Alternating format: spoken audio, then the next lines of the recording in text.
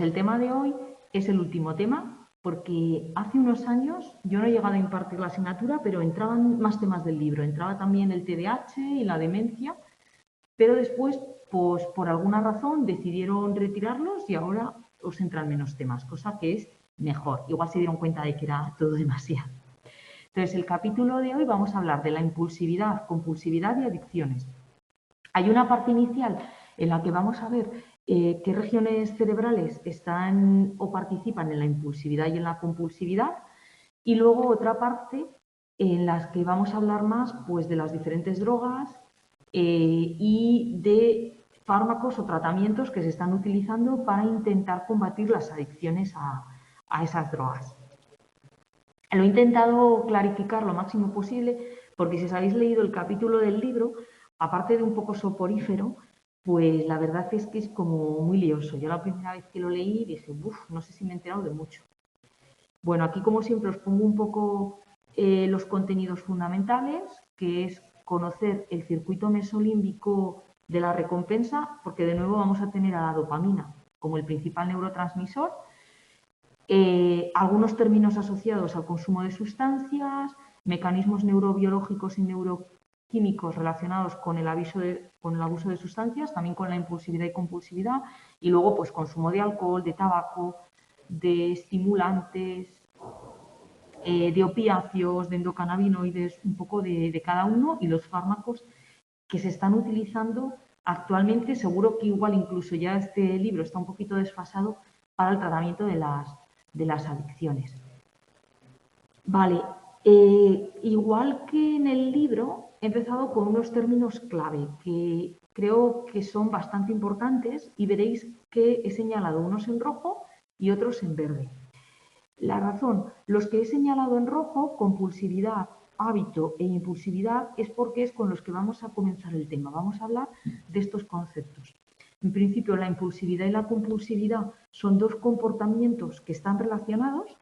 Normalmente las personas son impulsivas y el ser impulsivo te da más boletos para poderte volver compulsivo. Entonces, la impulsividad es la tendencia a actuar muchas veces sin pensar, sin previsión, sin pensar en las posibles consecuencias, en si vamos a hacer daño a alguien, en si lo que estamos haciendo es lo más correcto para nosotros, etc. Y vamos a ver que está influenciada por la dopamina y sobre todo por el sistema de recompensa. Y que las personas impulsivas, esa impulsividad puede transformarse en compulsividad, que es que determinadas acciones las vamos a realizar ya de manera repetitiva, independientemente de que sean buenas o malas para nosotros. Con el tiempo, esa compulsividad se puede transformar en un hábito. Y dentro del hábito, pues incluiríamos muchas adicciones. Ser adicto al tabaco es tener el hábito del tabaco, o ser adicto al juego, pues es el hábito de jugar. O sea que el hábito ya serían respuestas desencadenadas, o sea, vendría de la compulsividad. Por eso esas las he puesto en rojo.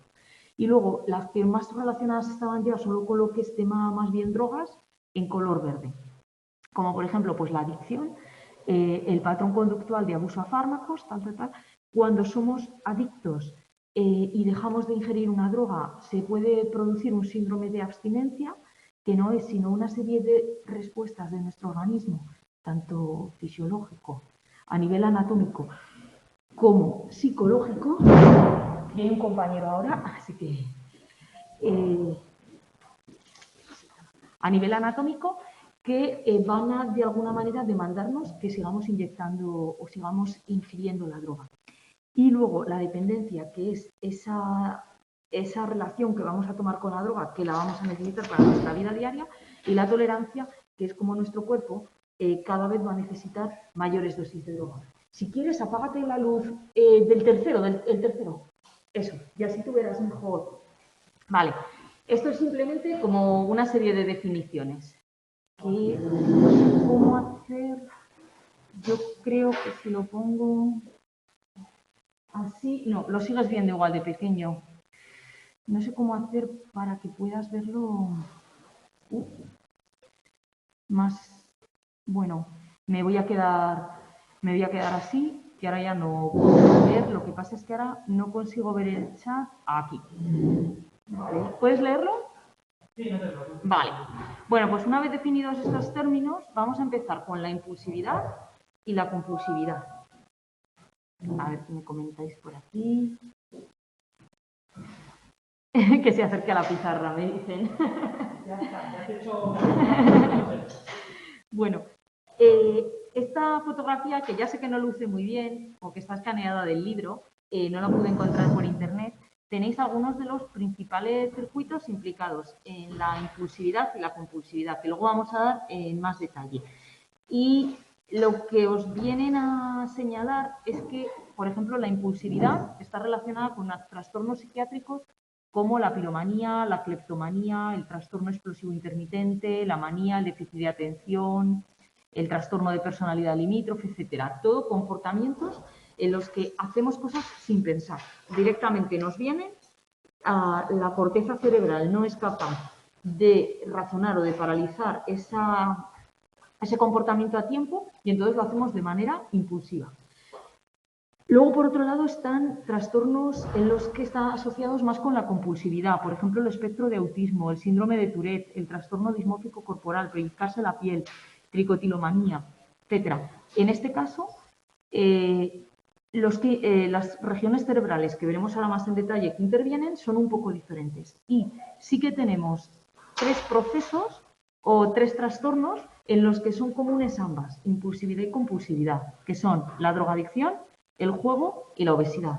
Entonces, sobre todo, nos vamos a centrar a lo largo del tema en ver la drogadicción y también vamos a hablar bastante de la obesidad, pero no de la obesidad que tienen personas simplemente porque tienen más tendencia a ser obesos, sino de aquella que se desarrolla por el síndrome de comer de manera compulsiva. Y al final también hablaremos un poquito del TOC.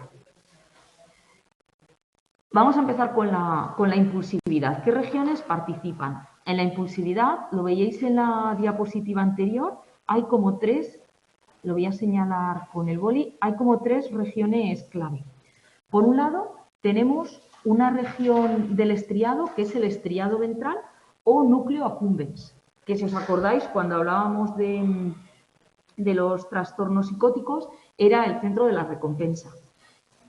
Después participan 2 regiones del córtex, el córtex cingulado anterior y el córtex prefrontal ventromedial, que estas regiones son de alguna manera las que tienden a modular las respuestas del ventriado, del estriado ventral, y después el tálamo. Estas serían las 3 regiones implicadas. Entonces, se dice que es un circuito de abajo arriba porque las transmisiones nerviosas se van dirigiendo desde el estriado ventral o núcleo accumbens al tálamo y de ahí al córtex prefrontal ventromedial y al córtex cingulado anterior. ¿Quién regula esto? Pues las regiones del córtex. Luego la regulación sí que estaría modulada desde arriba hacia abajo, principalmente por el córtex prefrontal. Sin embargo, entonces cuando nosotros, por ejemplo, vemos algo y nos gusta muchísimo, se va a producir una activación del estriado ventral y del tálamo. El que lo compremos o no lo compremos va a depender de cómo nuestro córtex procese esa información y decida si es o no una buena compra. Si no hubiera una buena regulación del córtex, entonces podríamos aún realizar esa compra, por ejemplo, sin ser buena para nosotros, porque no tenemos un chavo, pero no seríamos capaces de poder razonar si la podemos hacer o no, ¿vale? Y entonces tendríamos una conducta impulsiva sin pensar en las posibles consecuencias. La impulsividad, la define así en el libro, sería la capacidad de impedir el inicio de ciertas acciones, actuar sin prever consecuencias o la incapacidad para, perdón que me he comido la P, para posponer la recompensa. Al principio se había puesto, y seguro que lo habéis dado en psicología, en alguna asignatura, el test de la golosina, os habrán hablado de él, ¿no? Pues de los niños con los que se hizo aquel estudio, de ponerles una golosina y decir, si aguantas tanto tiempo sin comértela, te voy a dar el doble. La impulsividad sería el comportamiento de aquellos niños que no eran capaces de no comérsela aun sabiendo que les iban a dar el doble, porque no pueden esperar. Eso, ya imaginaba que la conocéis porque como es tan mítica. Vale, ¿y qué es la compulsividad? La compulsividad, los circuitos el tipo de circuito es parecido, pero ahora quien participa es el estriado dorsal, el tálamo, y la región del córtex implicada es el córtex orbitofrontal, que va a ser el que ahora va a actuar como modulador. Ay, que me paso aquí.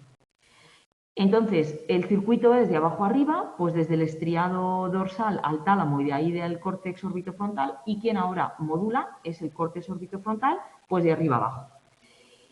¿Cómo podríamos definir la compulsividad? Como la incapacidad de terminar acciones que ya están en marcha, desarrollándose a largo plazo hábitos. Con lo de incapacidad de terminar acciones, esta definición la he copiado del libro, no me gusta mucho, pero la compulsividad la vemos, por ejemplo, con el trastorno obsesivo-compulsivo o con la obesidad que está relacionada con comer de forma compulsiva.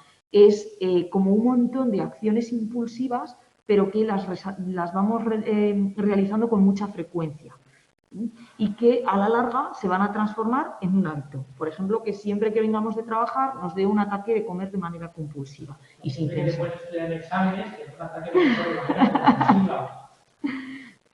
Vale.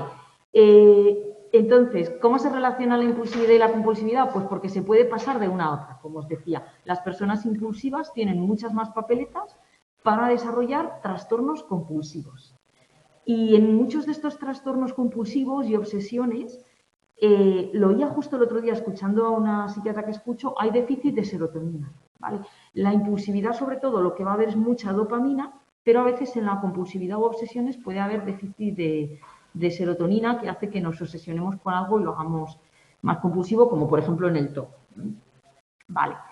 Entonces, la progresión desde el uso ocasional impulsivo de sustancias al uso compulsivo implica la desregulación de los circuitos de recompensa de abajo arriba, es decir, que ya la información desde las regiones del estriado y el tálamo no llega bien a la región del córtex, o bien que el córtex no es capaz de regular la sensación o las ganas que tenemos de hacer algo. Lo que no funciona es el córtex. Esto seguro que os lo han explicado, por ejemplo, con los niños que padecen TDAH, ¿no?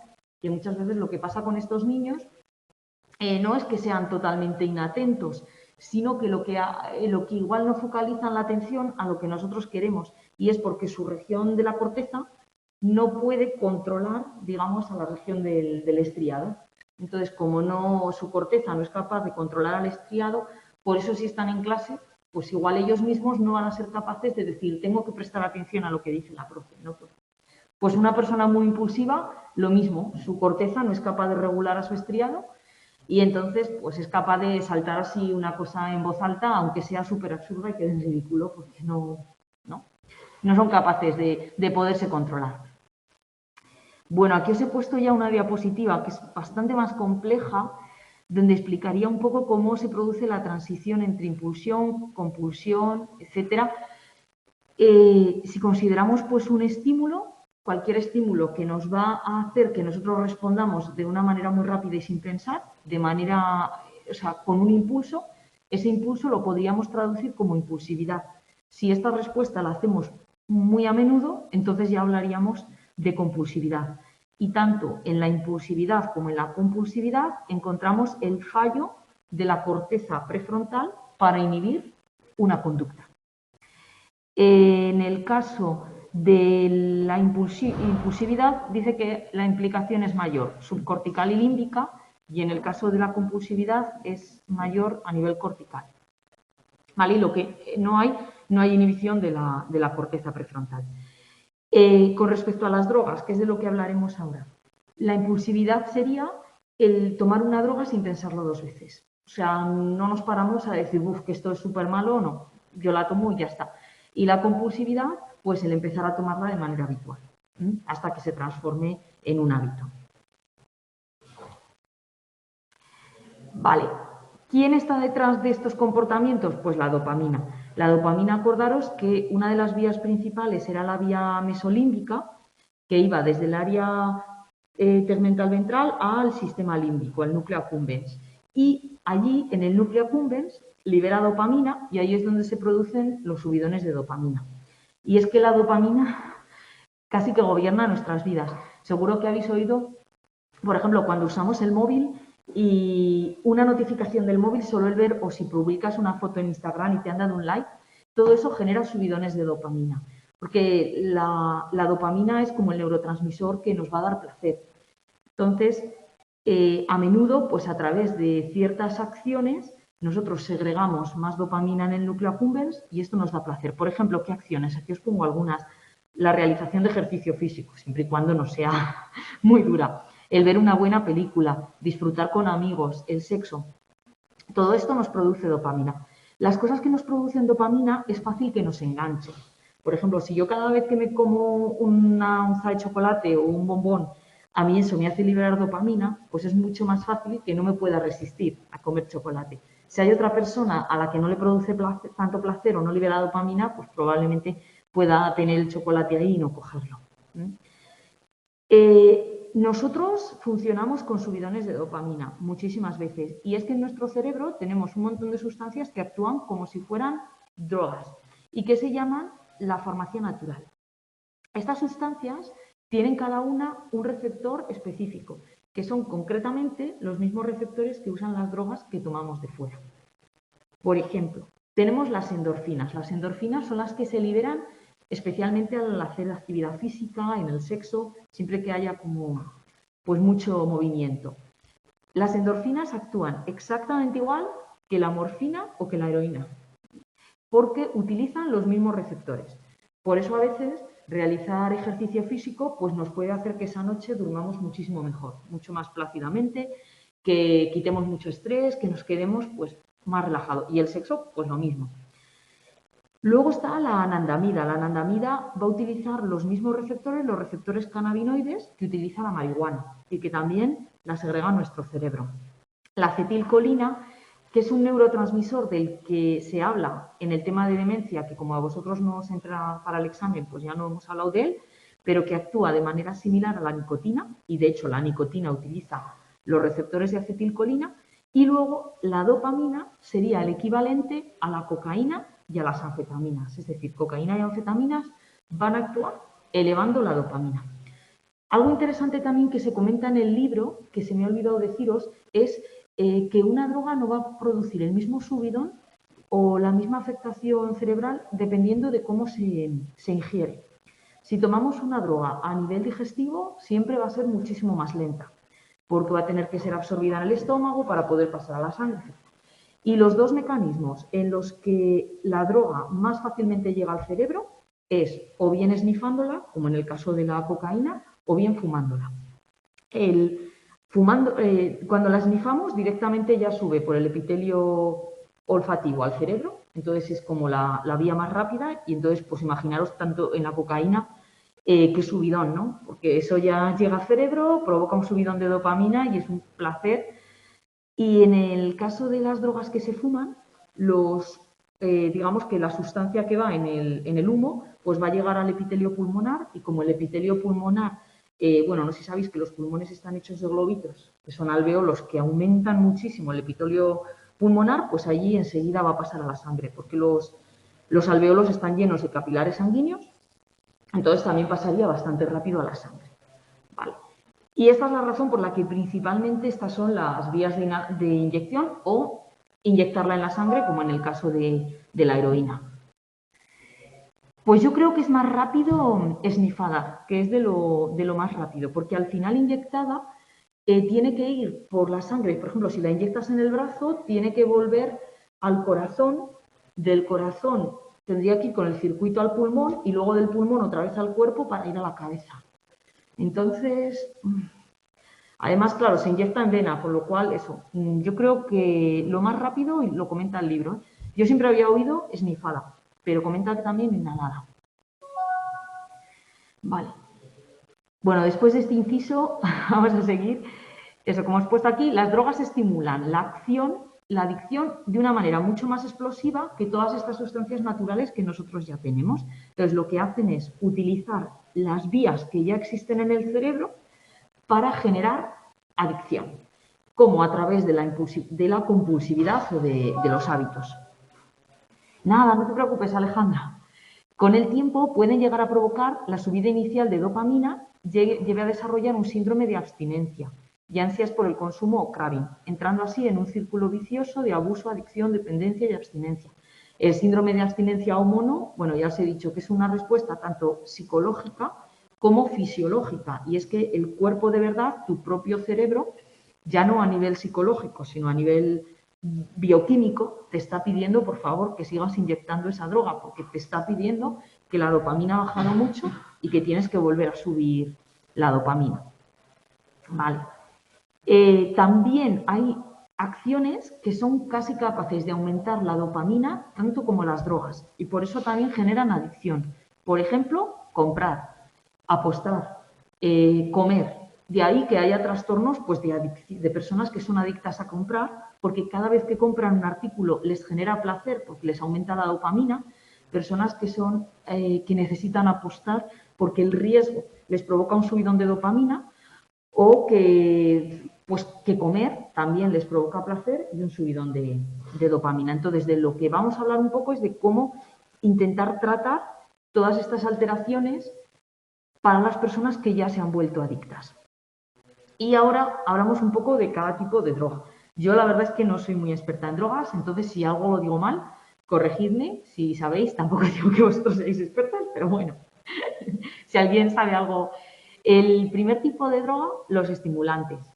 Los estimulantes, bueno, pensad que normalmente, esta no, pero las drogas que son estimulantes van a intentar activar el sistema nervioso, o sea, que van a hacer que el sistema nervioso funcione mucho más y van a incrementar normalmente pues, neurotransmisores que están relacionados con la activación cerebral. Mientras que las drogas inhibidoras, como veremos por ejemplo el alcohol, que es inhibidor, lo que va a hacer es potenciar aquellos circuitos de neurotransmisores que vayan deprimiendo el cerebro, que vayan haciendo que el sistema nervioso funcione más lento. Vale. Los estimulantes son drogas que aumentan la actividad motriz cognitiva y que refuerzan la vigilia y el estado de alerta. Los hay de diferentes tipos. Aquí os he puesto la cocaína, las anfetaminas y el metilfenidato. Concretamente, quizá los más utilizados como drogas por las personas que son adictas estarían las anfetaminas o la cocaína. ¿Cómo funcionan? Aumentando los niveles de las aminas, pero sobre todo de la dopamina en el núcleo accumbens. Y lo hacen bloqueando el transportador de dopamina, el TDA, que si os acordáis era ese transportador que había en la neurona presináptica, en el axón, para reciclar la dopamina una vez que se había producido la sinapsis. Entonces, si bloqueamos el transportador, la dopamina se queda en la sinapsis, sigue estando ahí y sus niveles son más altos. También son capaces de bloquear el transportador de la norepinefrina y la cocaína, concretamente también el de la serotonina, con lo cual provoca el bloqueo de los tres y con ello el aumento de las aminas. Esto a largo plazo puede provocar el desarrollo de trastornos psiquiátricos, como por ejemplo las manías, que si os acordáis, pues estaban caracterizadas por un aumento de los niveles de las aminas. Altas dosis de estos fármacos pueden provocar temblores, labilidad emocional, inquietud, irritabilidad, pánico, etc. Paranoia, alucinaciones, hipertensión, taquicardia, incluso depresión respiratoria. Bueno, ya veis que los efectos son muchísimos y el metilfenidato, que igual os han hablado de ella, es la que se suele dar a niños que padecen trastorno de déficit de atención con o sin hiperactividad. Se les da a bajas dosis y lo que se explica de alguna manera es que parece ser, a mí me lo explicaron por lo menos así, que como os he dicho antes, lo que se busca es que el córtex sea capaz de regular a la zona del cerebro más emocional para que el niño sea capaz de, digamos de alguna manera, de autorregularse o de prestar atención y que lo que se conseguiría con el metilfenidato es eso, que es un córtex que concretamente, sabéis que la región del córtex es la que menos transportadores tiene de TDA, por lo cual se supone que no se ve tan afectada, actúa sobre la parte más emocional del cerebro, ¿vale?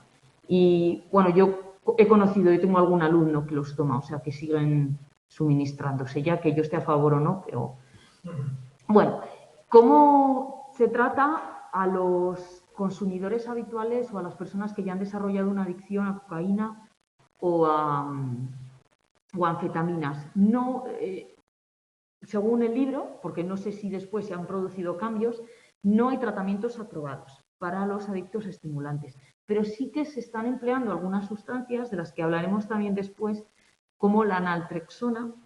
La naltrexona, que actúa sobre los receptores opioides, y que los receptores opioides son aquellos que están pues, más relacionados con la marihuana, quería decir con la heroína. Eso. Para el tratamiento de la adicción a opioides y alcohol, pues la naltrexona, que os he puesto aquí algunas marcas comerciales, es lo que se estaría utilizando, y la buprenorfina, que es un opioide sintético, o sea, sería una sustancia que trata de reproducir como si fuera una droga y que disminuye el uso de cocaína en adictos a opioides, y está siendo estudiado en combinación con la naltrexona. Esta es la información que yo os he sacado del libro. Otra sustancia es la nicotina. La nicotina es quizá pues, una de las adicciones más frecuentes y sobre todo en personas con trastornos psiquiátricos. Lo comenta también en el libro, que una buena parte de fumadores habituales son personas que tienen trastorno psiquiátrico, porque también el cigarrillo nos va a dar como un aumento de dopamina, nos va a hacer sentir mejor. Entonces, personas con trastornos o, por ejemplo, que tengan falta de dopamina, pues van a caer mucho más fácilmente en la compulsividad y en la adicción a la nicotina. La nicotina utiliza, como habíamos dicho, los mismos receptores que utilizaría el neurotransmisor acetilcolina. Y de estos receptores colinérgicos, bueno, los nombres son un poco difíciles, la verdad es que esto es un poquito complejo. Va a actuar sobre dos tipos de receptores en el cerebro, los alfa-4 beta-2 y los alfa-7. Vale. Causa la activación de los receptores alfa-4 beta-2, que son posinápticos en las neuronas dopaminérgicas, y también se encuentran como posinápticos en las neuronas GABAérgicas. Entonces, aquí en el dibujo, siguiendo el código de colores que utiliza siempre el libro, tenéis la neurona dopaminérgica en azul, la neurona GABAérgica en violeta y las glutamatérgicas en rojo. En la región posináptica, aquí, espera, que voy a señalar con el boli, aquí estaría actuando el GABA y aquí nos incluye uno de estos receptores, el alfa-4 beta-2. Y también en la región posináptica de las neuronas GABAérgicas. Y luego causa la activación de los receptores presinápticos nicotínicos alfa-7 en las neuronas glutamatérgicas. Luego en las neuronas glutamatérgicas lo encontramos en la parte presináptica, donde tenemos el botón terminal, favoreciendo la liberación de glutamina y dopamina en el núcleo accumbens. O sea, básicamente tenemos la neurona glutamatérgica con este tipo de receptor que cuando se une a la nicotina favorece la liberación de más glutamato. Este glutamato y el hecho de que la nicotina se una, se una aquí al receptor que se encuentra en la zona posináptica de la neurona dopaminérgica, hace que la secreción de dopamina en el núcleo accumbens sea mayor. Y como habíamos dicho, el chute de dopamina pues es el que favorece la adicción. En el caso de las neuronas GABAérgicas, encontramos el receptor en la región posináptica y cuando la nicotina se une a él, lo que hace es inactivarlo, con lo cual la neurona GABAérgica no va a secretar GABA. Como el GABA es inhibidor, no va a inhibir a la neurona dopaminérgica, entonces tenemos una neurona dopaminérgica que por un lado es estimulada por el glutamato, por otro lado es estimulada por la propia nicotina y que además no es inhibida por el GABA, con lo cual la secreción de dopamina va a aumentar mucho en el estriado. Vale. ¿Cómo funciona un poco la dopamina y la nicotina? Porque normalmente nosotros cuando fumamos un cigarro, la nicotina actúa sobre esos receptores. Pero justo después de fumar ese cigarro, pues a veces no apetece fumar otro, sino que hay un momento en el que por más nicotina que siguiéramos echando al cuerpo, ya no tendría ningún efecto en nuestro cuerpo, hasta que esos receptores se recuperan y entonces empiezan a volver a aparecer las ansias de fumar. Vale, lo que va a ocurrir es que cuando... Bueno, aquí tenéis un poco cómo serían estos receptores de nicotina, sobre todo los alfa, ya se me olvida la letra, el alfa-4 beta-2. Aquí tenéis la acetilcolina, pero podría ser la nicotina, cuando se une a ellos los activa.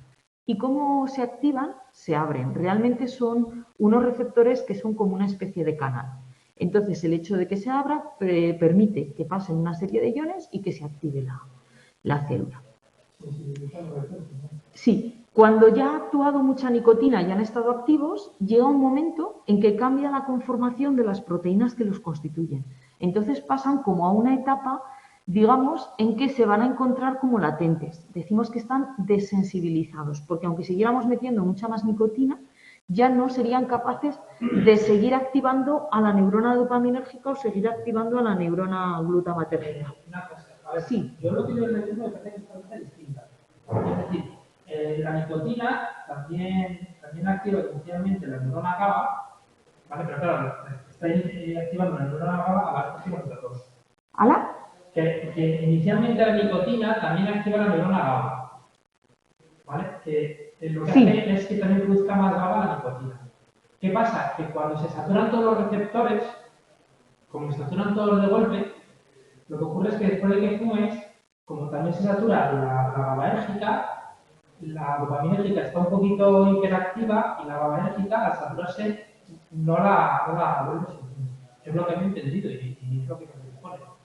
Desensibiliza los receptores presentes alfa 4, beta 2 cuando satura, porque satura todos a la vez. ¿Entiendes? Primero los estimula y al estimularlos luego de repente se quedan todos. Sí. ¿Qué ocurre? Que claro, es que estimulan todos a la vez, porque produce GABA, los otros también estás por un lado acelerando y digamos que lo que hace la GABA es ir al desprendimiento. Pero como estás apretando a fondo, va mandando a producir más dopamina. Entonces, ¿qué ocurre? Que cuando se saturan todos, como también se satura la GABAérgica al terminar, claro, ya no frena, porque están saturados todos a la vez. ¿Qué ocurre? Que cuando se acaba ese efecto de saturación, al reactivarse las GABAérgicas es cuando llega el bajón y de ahí el cambio.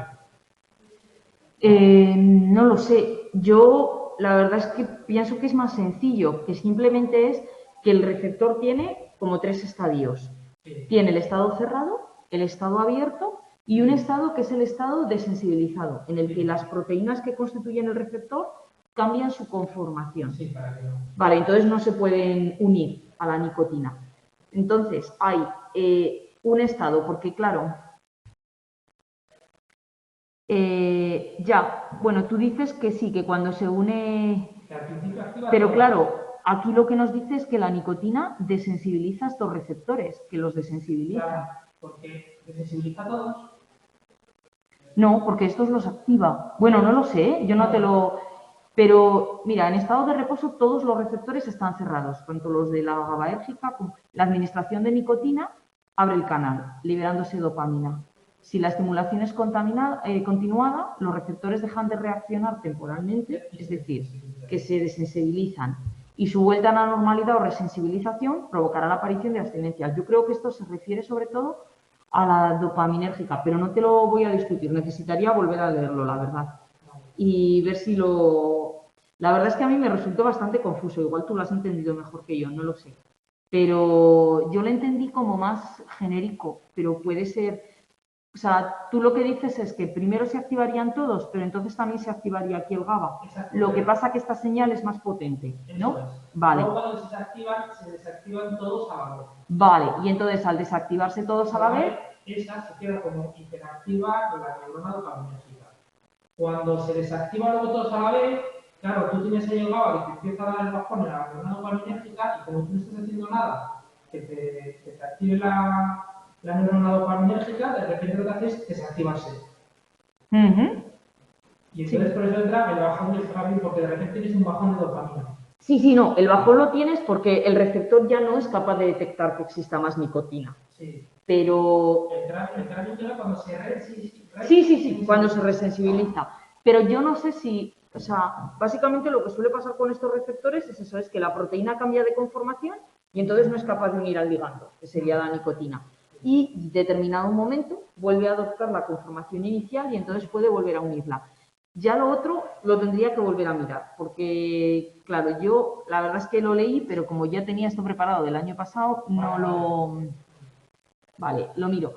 A veces podemos utilizar, bueno, moléculas que son agonistas parciales, que son aquellas moléculas que son capaces de activar el canal, que lo activan de forma parcial, es decir, no al 100%, y que normalmente no los desensibilizan. Y estos agonistas parciales pueden ser muy útiles, por ejemplo, para tratar la adicción, porque a la persona no la estamos tratando directamente con nicotina, sino con una sustancia que es un poquito más suave, que nos sirve para mitigar el craving, porque abre algo los canales, pero no los abre al 100%, y que no genera la desensibilización, con lo cual pues no genera, digamos, esos picos de ahora está el sistema estimulado y ahora está desestimulado. Vale, ¿qué agentes se están utilizando para el tratamiento de la adicción a la nicotina? En primer lugar, la propia nicotina. Los típicos parches de nicotina, pues ha sido una de las estrategias más empleadas, pero no sé si conocéis algún fumador que se haya tratado con parches, no siempre funcionan bien. Otro de los compuestos que se han venido utilizando es la vareniclina, que es lo que os comentaba, es un agonista parcial nicotínico, es decir, es una sustancia que se parece un poquito a la nicotina, que es capaz de unirse al receptor, pero que no lo activa al 100%, lo activa de manera parcial, entonces produce una estimulación dopaminérgica más baja, pero suficiente para mitigar las ansias de fumar y que no desensibiliza nunca al receptor. Entonces, como no se desensibiliza, pues no se van a producir esos picos de dopamina y después las bajadas y no aparecería las ansias de fumar.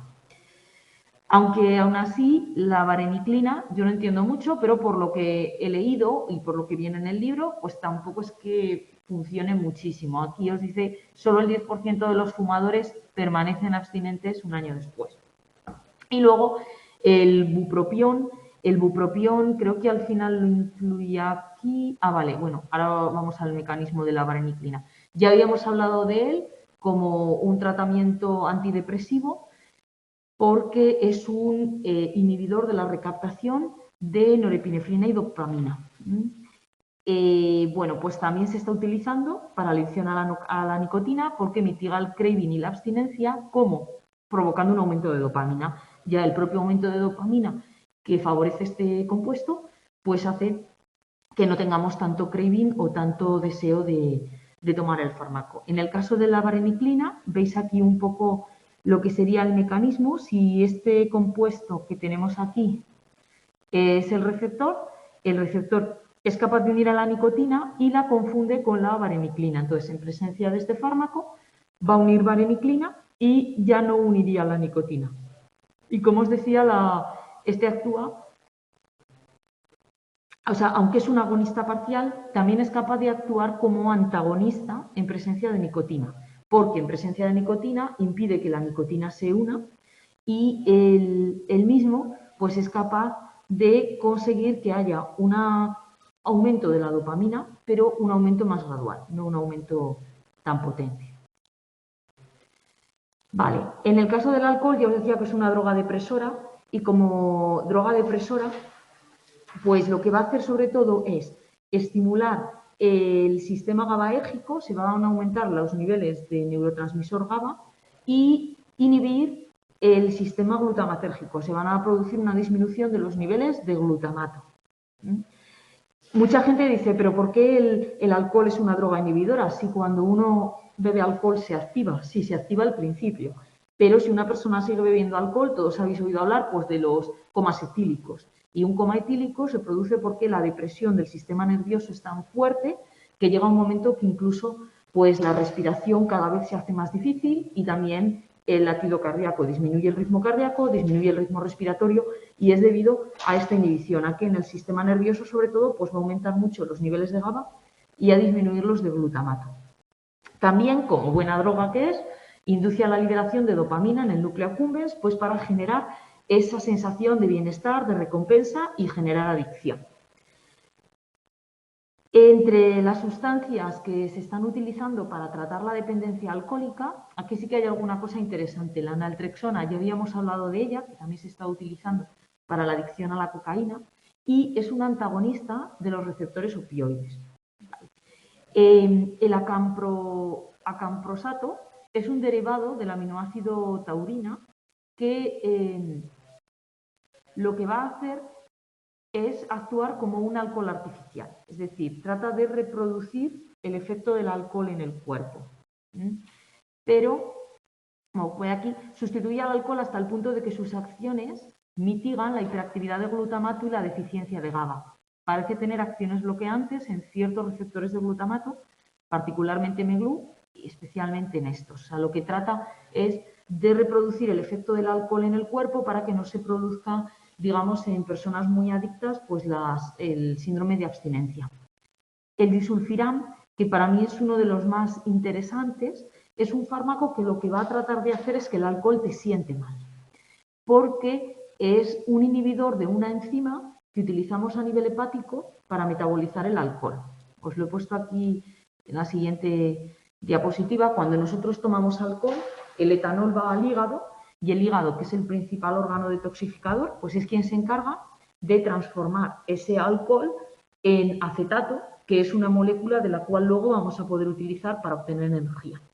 Entonces, en la transformación de etanol a acetato, pues intervienen dos enzimas, la alcohol deshidrogenasa o ADH y la aldehído deshidrogenasa. Bueno, pues esta droga, el disulfiram, es un inhibidor de esta enzima.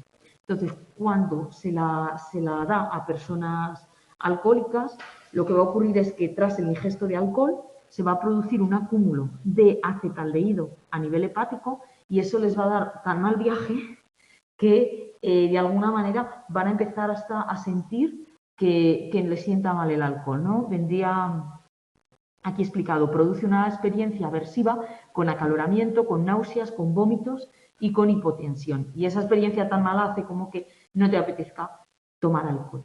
Luego, en el libro os mencionaba algunos agentes experimentales para tratar la dependencia alcohólica.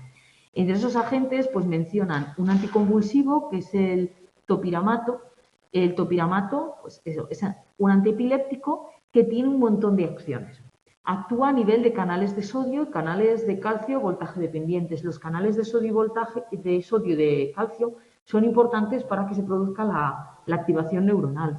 Inhibe la anhidrasa carbónica, modula la función dopaminérgica mesocortical. Bueno, tiene un montón de efectos. Dudo mucho que os pregunten por él porque tampoco en el libro detalla mucho más. Los antagonistas 5H3 y los antagonistas del receptor cannabinoide. Os he puesto algo de los 5HT3, que en este caso principalmente se están utilizando como función antiemética para tratar, por ejemplo, náuseas y vómito, ¿no? Para tratar el vómito.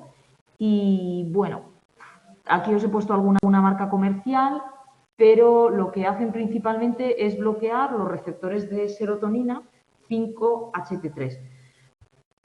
Y parece ser que también podrían tener resultado en el tratamiento de la adicción al alcohol. Luego estaría la adicción a hipnóticos sedantes, por ejemplo, del tipo barbitúricos.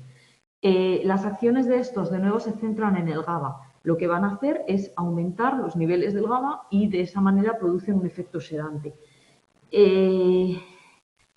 Bueno, aunque las benzodiazepinas, por ejemplo, se unen a... Bueno, acordaros que el receptor GABA tenía un montón de subunidades y que eran de diferentes tipos. Si son las benzodiazepinas, se unen a unas subunidades, pero si los hipnóticos sedantes que estamos tomando son, por ejemplo, anestésicos generales, neuroesteroides, etcétera, se unirían a otras subunidades.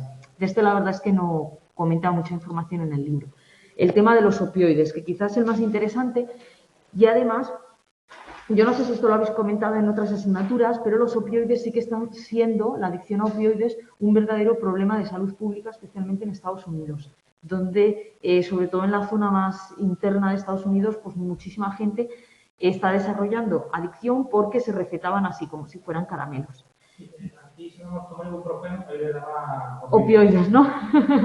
Entre ellos, pues la morfina, la codeína, la heroína. Bueno, en el cerebro tenemos bastantes receptores a opioides, ya hemos dicho que nosotros tenemos las endorfinas que actúan como pues, un opioide y por lo tanto tenemos receptores para ellas. Y estas drogas pues, van a utilizar esos receptores y van a producir el mismo y muchísimo más placer todavía que el que nos darían nuestras propias endorfinas.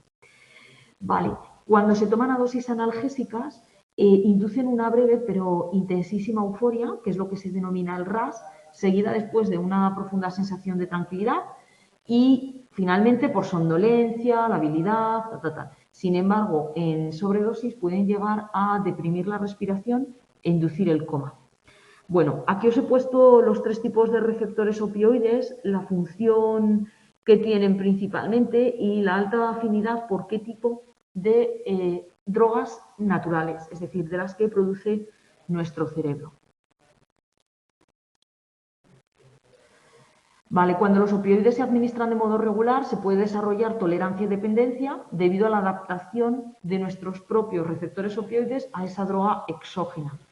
Y dentro de los opioides más utilizados, principalmente la morfina y la oxicodona, pues veis que algunos son de liberación rápida y otros prolongada. No sé si alguno suena. Aquí está la buprenorfina, que es el que hemos comentado que se está utilizando para tratar la adicción a cocaína y que es un opioide sintético, no es una droga natural.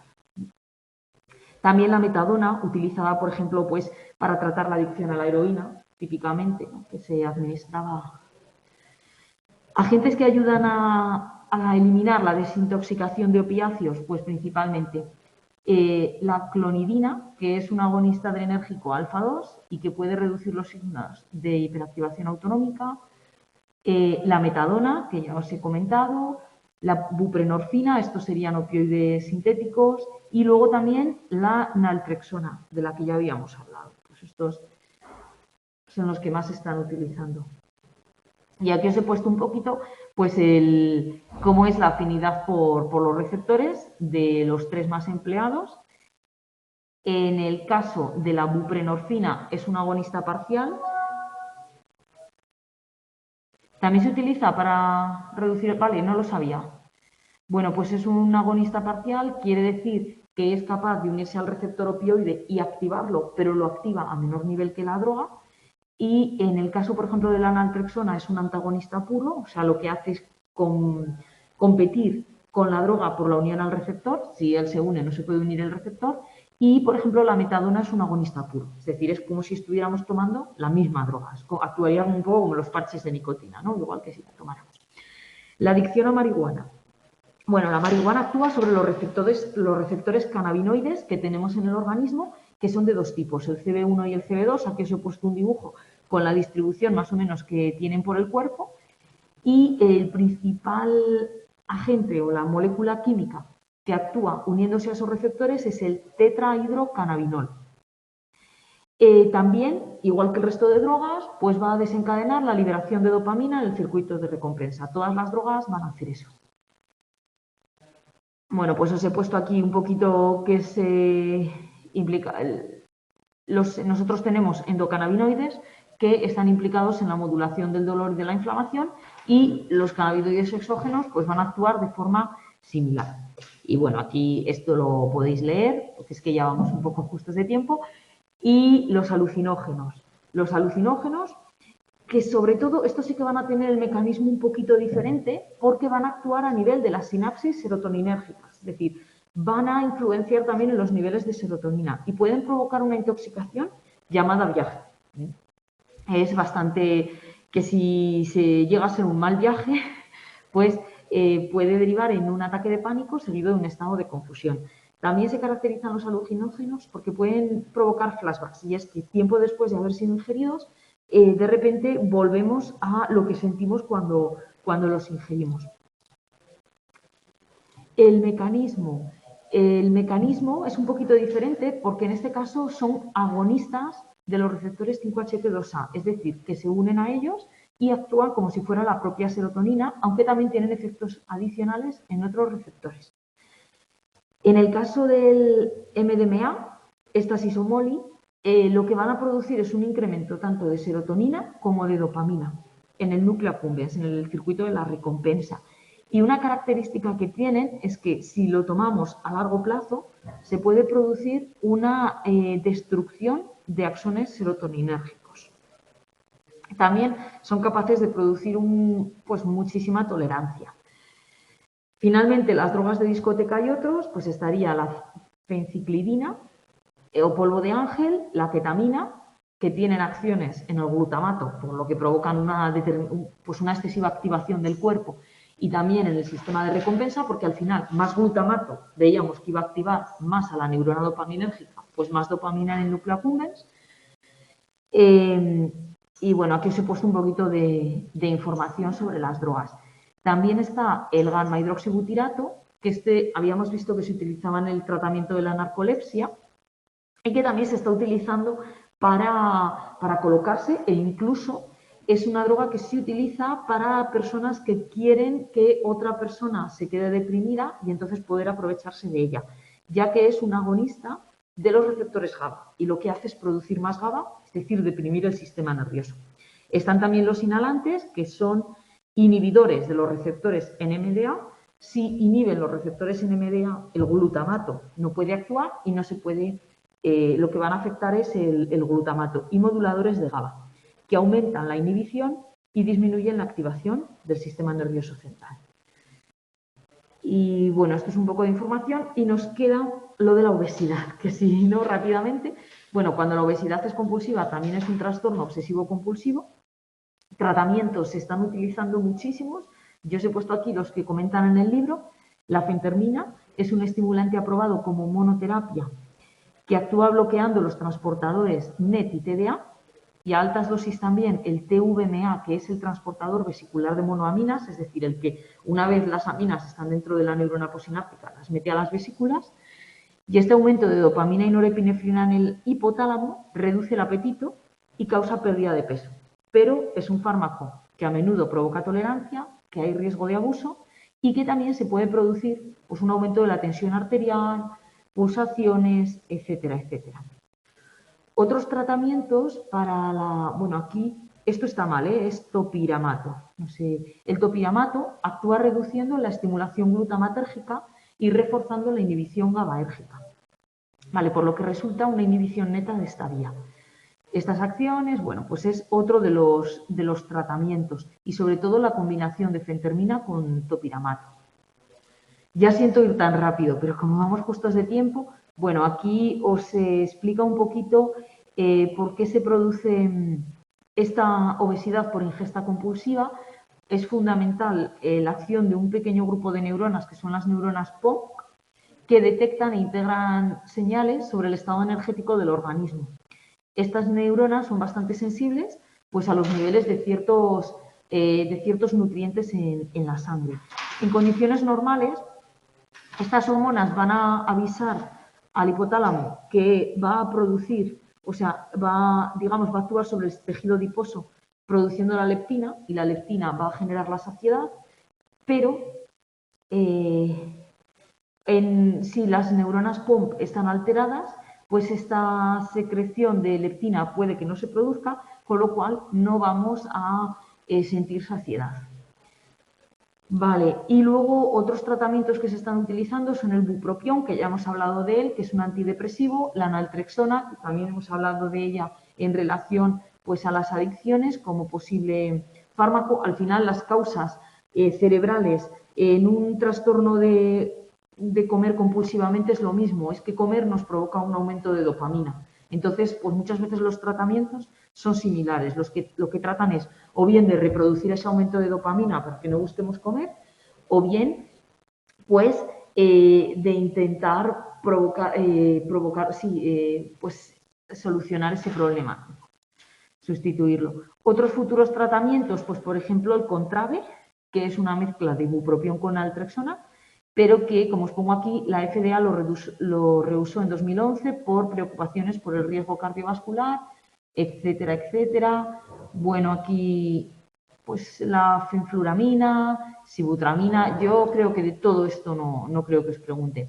La lorcaserina, también se ha venido utilizando, es un agonista selectivo de 5-HT2C, recientemente aprobado para tratar la obesidad, que podría activar la vía de supresión del apetito POMP, lo que hemos dicho de las neuronas, que si estas neuronas están alteradas, pues se podría utilizar este fármaco. Orlistat, que en este caso es un fármaco un poco diferente porque no trata el problema, sino que lo que hace es que inhibe la absorción de grasas. Entonces se inhiben menos grasas y de esta manera pues genera diarrea y flato y eso puede disminuir el deseo de comer. Luego pues hay otras soluciones, la cirugía bariátrica, pues, quitar un trozo de estómago o bien poner una banda gástrica o bien hacer un bypass, o bien eliminar un trozo de estómago, etcétera. Y para acabar ya tendríamos el TOC o el trastorno obsesivo compulsivo, que este trastorno obsesivo compulsivo pues también está relacionado con una alteración de los sistemas de impulsividad y compulsividad, principalmente. Habíamos hablado aquí de la compulsividad, porque es algo que se realiza de manera compulsiva.